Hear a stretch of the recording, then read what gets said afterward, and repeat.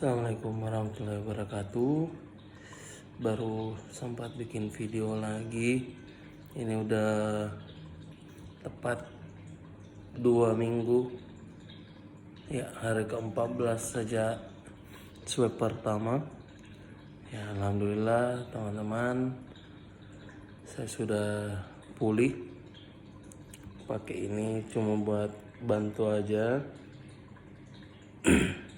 Kalau pas lagi duduk santai, mumpung support pernapasan sekalian. Posisi sekarang saya batuk sudah selesai, sesaknya juga sudah selesai, demam, lendir, semuanya alhamdulillah semuanya sudah selesai. Cukup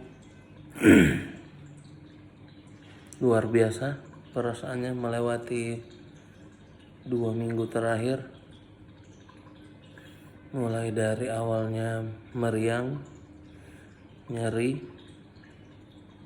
mata sakit mau loncat keluar, sampai nyeri punggung, batuk parah, dan ternyata yang membuat saya kalah dan masuk perawatan, sesak. Itu di hari ke-7 persis saya masuk perawatan. Dan tepat hari ini juga udah 7 hari saya dirawat di rumah sakit. Cukup 7 hari, alhamdulillah pemulihannya cepet banget. Satu obat terakhir ini inhaler. Ya, sekarang saya jadi lebih baik. Pesan saya setelah melewati 2 minggu dengan status positif COVID, jangan ada yang ingin merasakan kondisi seperti saya. COVID itu nyata. COVID bukan main-main. Jadi kalau memang tidak ada perlu sekali untuk di luar rumah, tolong tetap di rumah. Bisa saja kita yang terinfeksi itu kuat, tapi orang-orang di rumah seperti saya, imbasnya jadi banyak. Teman-teman terdekat saya jadi kena. Kerjaan di kantor yang lagi kejar setoran juga jadi kacau. Jadwal yang sudah disusun rapi di akhir tahun juga jadi berantakan. Ya, jadi namanya COVID, Allah sedang menunjukkan kekuasaannya. Kita yang tadinya suka nongkrong jadi harus di rumah. Yang tadinya kita makan apa aja sikat, masuk di ruang isolasi, bahkan dijajalin makan pun sepertinya berat. Ya, tapi alhamdulillah teman-teman, semua sudah berlalu. Nanti kita akan bahas sama-sama.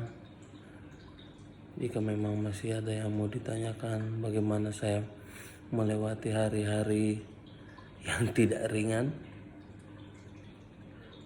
Kalau dibilang ada halusinasi apa enggak, setiap malam punya kisahnya sendiri. Jadi kalau sudah jam 5 lewat, itu sudah mulai deg-degan. Sholat maghrib, sholat isya, berangkat tidur. Nah, setiap malam ada kisahnya. Malam ini kebagian cerita apa yang akan bersambung sampai pagi. Besok temanya apa. Selalu ada tema yang membuat kita tidak tidur, hampir tidak tidur sampai pagi. Kalau sudah matahari terbit, langit cerah, langsung bahagia, perasaan tenang. Wah, Allah pinjamkan lagi umurnya, Allah pinjamkan lagi umurnya. Ya, begitu. Kiat-kiatnya melewati itu,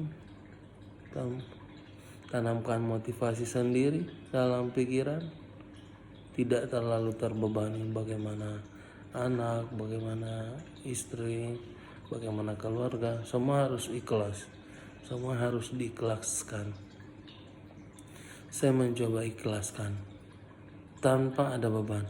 Saya tidak mau pikirkan anak, karena saat saya pikir begitu, saya semakin tenggelam di dalam itu.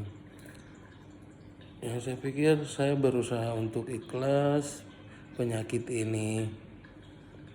Cara Allah untuk menegur saya, cara Allah untuk mengubah saya jadi lebih baik, insya Allah saya yakin. Semoga habis ini saya jadi manusia yang lebih bermanfaat. Ada kegiatan-kegiatan lain yang jauh lebih bermanfaat yang bisa saya lakukan buat diri saya, buat orang-orang terdekat, lalu untuk masyarakat luas. Ya, niat saya begitu. Semakin bermanfaat untuk orang lain.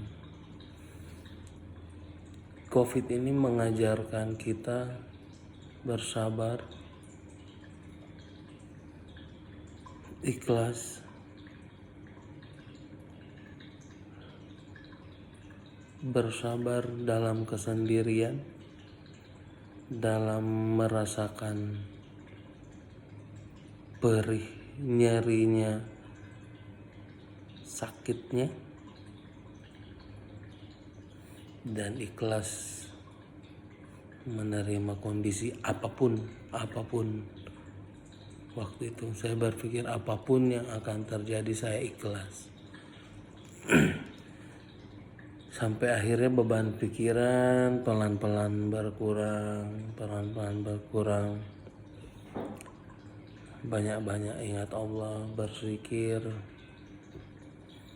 Sampai saya beberapa hari, sampai saya seminggu tidak bisa ngomong. Sampai orang-orang terdekat jadi sedih karena gak bisa ngobrol. Dianggap saya parah sekali, padahal cuma karena tidak bisa ngomong. Jadi ketika COVID, beberapa nikmat Allah cabut. Indera penciuman, indera perasa,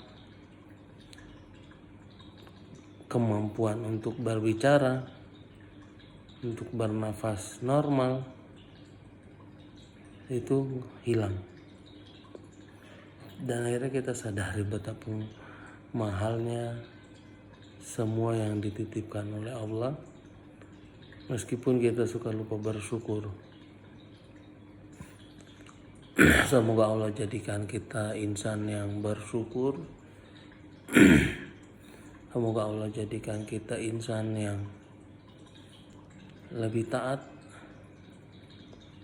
Andai kita hitung-hitung semua yang ada di tubuh kita, semua biaya-biaya yang harus dikeluarkan, jika dibandingkan dengan kesyukuran kita pada Allah, itu jauh sekali.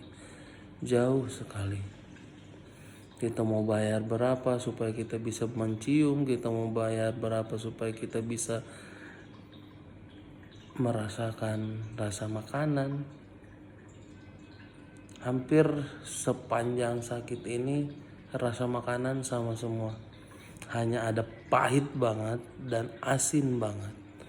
Itu yang dirasakan selama kurang lebih 10 hari, hingga akhirnya semuanya kembali, nafas normal, lega, batuk nggak ada, nyeri punggung sudah nggak ada. Baru akhirnya kita semakin bersyukur.